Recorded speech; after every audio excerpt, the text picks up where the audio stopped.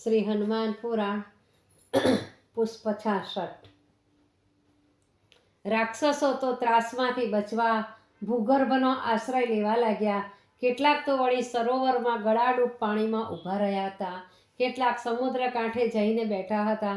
પણ હનુમાનજીની સૂક્ષ્મ દ્રષ્ટિ લંકાને ખૂણે ખૂણે ફરી રહી હતી। પૂંછડાની ઝપટમાં સરોવરમાં ઊભેલા રાક્ષસોને પણ લેવા માંડ્યા। પૂંછડીની જ્વાળા એમના મસ્તકને સ્પર્શ કરે એ પહેલાં પાણીમાં ડૂબકી મારી પ્રાણ બચાવવાનો પ્રયત્ન કરવા લાગ્યા। સમુદ્ર કાંઠે શરણ શોધનારા રાક્ષસોના પણ એમના જેવા જ બુરા હાલ થયા। અગ્નિની પ્રચંડ જ્વાળામાં આવાસોની દિવાલો સળગી રહી હતી। ફરસબંધી લોઢા માફક તપી જઈ લાલચોળ બની ગઈ હતી, એટલે ભૂગર્ભમાં આશરો લઈ રહેલા રાક્ષસ પરિવારો પણ ચણાની માફક ભૂંજાઈ રહ્યા હતા। હનુમાનજીએ ખાસ સાવચેતી રાખી હતી કે વિભીષણના આવાસને અને અશોક વાટિકાને આગનો સ્પર્શ સુદ્ધા ન થાય। હનુમાનજીએ કુંભકર્ણના મહેલ પર જેવો કૂદકો માર્યો એવી જ એક વિશાળકાય સ્ત્રી છજામાં આવી હનુમાનજીને પ્રાર્થના કરતા તે બોલી, ભાઈ, મારા સ્વામી અત્યારે નિદ્રાધીન છે, તેમના કાન પાસે ગમે એટલા વાજા વગડાવો તો પણ જાગૃત થઈ શકે તેમ નથી। મારા સ્વામી નિર્દોષ છે, સીતાજીના હરણની કે સીતાજીને અહીં રાખ્યા છે તે અંગેની કોઈ જ વાત એ જાણતા નથી। હું પણ નિર્દોષ છું। મેં સ્વપ્નમાં પણ સીતાજીની કે તમારા સ્વામીની નિંદા કરી નથી। તમારા સ્વામીના સોગંદ આપી હું આપને વિનંતી કરું છું કે આ આવાસને આપની અગ્નિવર્ષાનો ભોગ ન બનાવો, મારો સૌભાગ્ય ચૂડો અખંડ રાખો। એ વિશાળકાય રાક્ષસી કુંભકર્ણની પત્ની હતી। હનુમાનજીએ એની વિનંતી તત્કાળ માન્ય રાખી તરત જ કૂદકો મારીને કુંભકર્ણના મહેલની છત પરથી તે હેઠે ઉતરી ગયા। લંકામાં ચારેય બાજુ કોલાહલ વ્યાપી ગયો હતો। નગર યાત્રામાં હનુમાનજીને ગાળો દેનારા, એમની ઠેકડી ઉડાડનારા, એમનો ઉપહાસ કરનારા, એમને ગાળો આપનારા રાક્ષસો ને રાક્ષસીઓ અત્યારે પેટ ભરી પસ્તાઈ રહ્યા હતા। પ્રજા તો ઉગતા સૂરજને પૂજનારી છે। આજે અત્યાર સુધી રાક્ષસ રાજને દેવ માફક પૂજનારી પ્રજા એને ગાળો દેવાની હદે પહોંચી ગઈ હતી।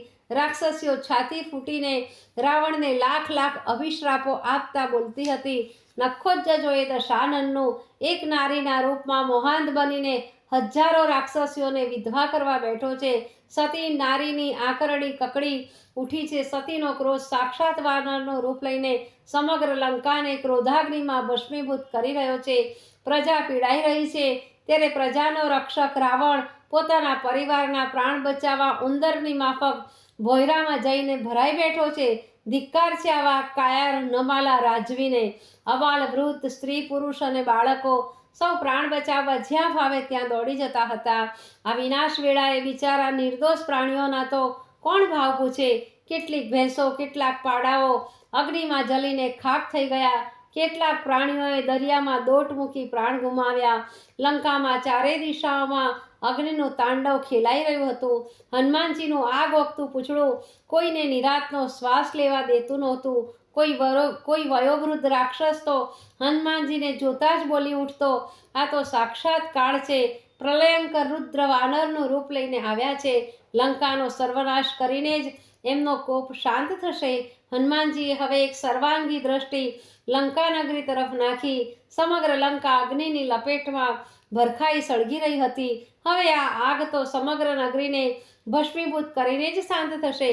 હનુમાનજી આત્મસંતોષનો ઓડકાર ખાતા મનમાં ને મનમાં બબડ્યા, ચાલો લંકા દહનનું કાર્ય સાંગોપાંગ પૂરું તો થયું। હનુમાનજી દોડીને સમુદ્રમાં કૂદી પડ્યા। 5 માથોડા સુધી ઉદધીના પાણી ઉછળ્યા। સાગર પણ હનુમાનજીને હર્ષભેર ભેટી રહ્યો હોય એમ આનંદી ઉઠ્યો। પૂંછડે સળગી રહેલી આગ બુઝાઈ ગઈ, પણ હનુમાનજીના અંતરમાં અગ્નિની શિખા ભભૂકી ઉઠી। અરે રે, મારા જેવો ઘાતકી આ જગમાં બીજો કોણ હશે? માથું કૂટતા હનુમાનજી બોલી ઉઠ્યા, રાક્ષસ રાજ અને રાક્ષસ પ્રજા પ્રત્યેના રોષમાં ભાન ભૂલી હું માને ભૂલી બેઠો।